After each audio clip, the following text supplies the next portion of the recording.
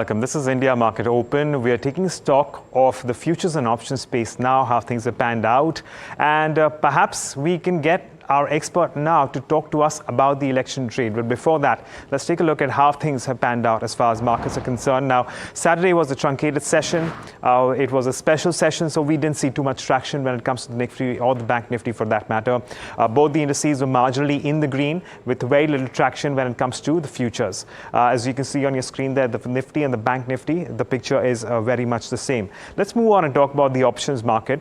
And when it comes to the Nifty options market, again, we didn't see too much traction on an intraday basis. But if you consider just the overall open interest, it does seem like at the moment we're starting to see a lot more traction around the 23,000 mark. So let's have the overall open interest for the Nifty on your screen as well. As you can see, the 23,000 call looking at more and more addition. But remember that this is the weekly options expiry for this coming week.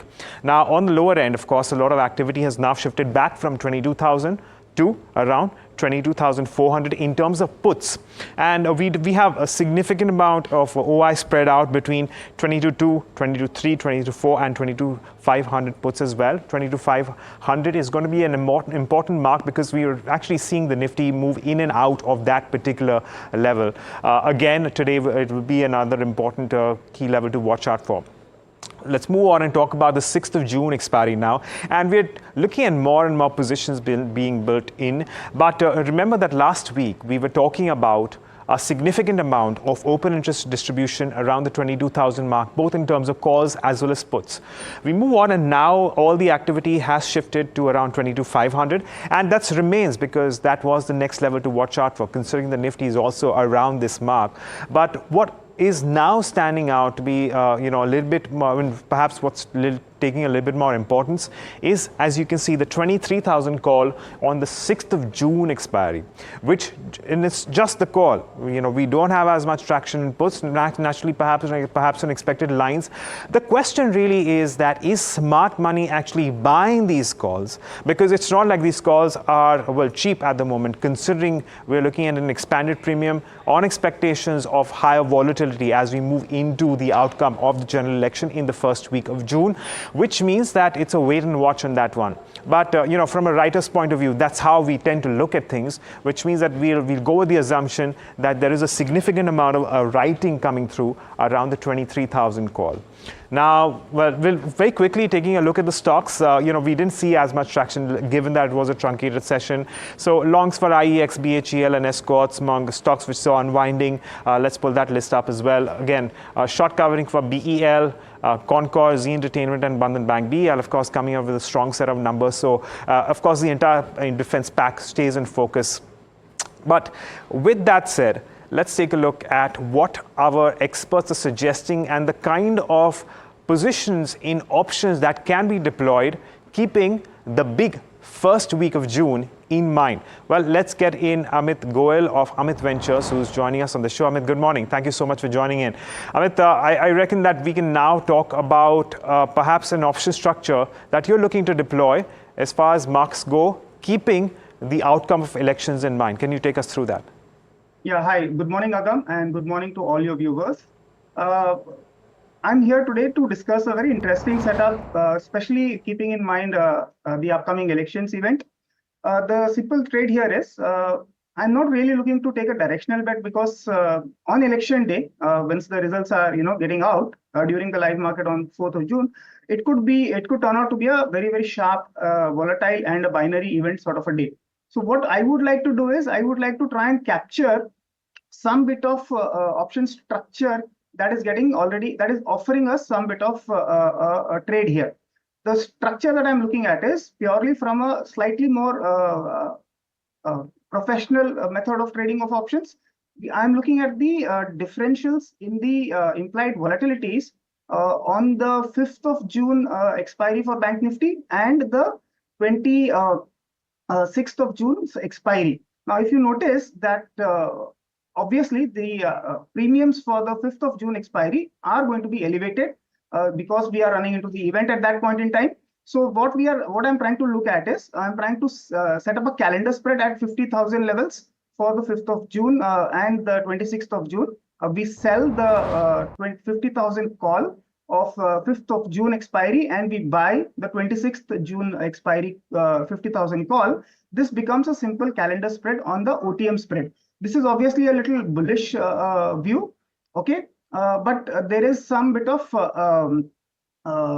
risk on the downside. In order to protect the downside risk, we will also look to set up along with this bear put spread on the for the 5th of June expiry again, in which we will buy the 48,500 5th of June put, and we will sell the 48,000 put of 5th of June. Now this is a slightly complex structure, but this gives us a protection of a wide range of from 46,000 to nearly 52,000 on the upside. Now, what happens between this? If I were to compare this with a short strangle, in a short strangle, it's a highly gamma negative trade. When we speak of gamma, any sharp movement on either side causes a lot of mark-to-market pain. But in this structure which we have constructed, gamma is very much under control. So any sharp movement does not cause us problems, and we are allowed to stay in this trade for a long period of time to get the theta benefit here. Right, Amit, let me come in on this one because this is a slightly complicated structure. Let's break this down into two parts. The first bit here is where you're actually playing the calendar, and this is a slightly bullish structure, and this is over two different legs, as in over two different expiries.